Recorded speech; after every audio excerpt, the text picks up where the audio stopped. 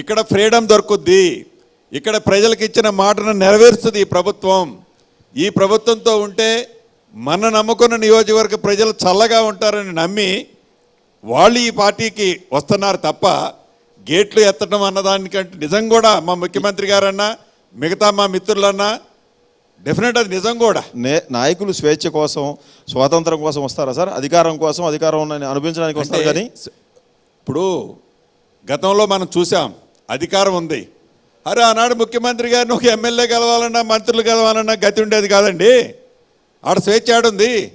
ఇవాళ మీరు ముఖ్యమంత్రి గారిని గెలవాలి అంటే, ఎమ్మెల్యేలు పోయి మంత్రులను గెలవాలంటే, సామాన్య ప్రజలు మంత్రిని గెలవాలంటే స్వేచ్ఛ కలిసే ఫ్రీడమ్ ఉంది. ఈడ ఆనాడాడుంది అక్కడ. శ్రీనివాస్ రెడ్డి గారు, కాంగ్రెస్ పార్టీలో కాకలు తీరిన యోధులందరికంటే షార్ట్ టర్మ్లోనే పొంగులేటి శ్రీనివాస్ రెడ్డి కాంగ్రెస్ పార్టీలో కీలక నాయకుడిగా ఎదిగిపోయారు. కాంగ్రెస్ అధిష్టానంలో కూడా గ్రిప్పు సంపాదించారు. ఎట్లా సంపాదించారు సార్ షార్ట్ టర్మ్లో? నేనైతే కాంగ్రెస్ పార్టీలో కీలక నాయకుడిని నేనైతే అనుకోవటం లేదు. First question answer. రెండవది, చిన్న నాయకుడినైనా పెద్ద నాయకుడినైనా సామాన్యుడినైనా బడాబాబునైనా ప్రేమగా ఆప్యాయతగా చూసినప్పుడు, మనిషిని మనిషిలాగా మనిషి గౌరవించినప్పుడు తప్పకుండా ఆ మనిషిని ఎదటి వ్యక్తి కూడా అదే రకంగా గౌరవిస్తాడనే ఫిలాసఫీని నమ్మినోడిని.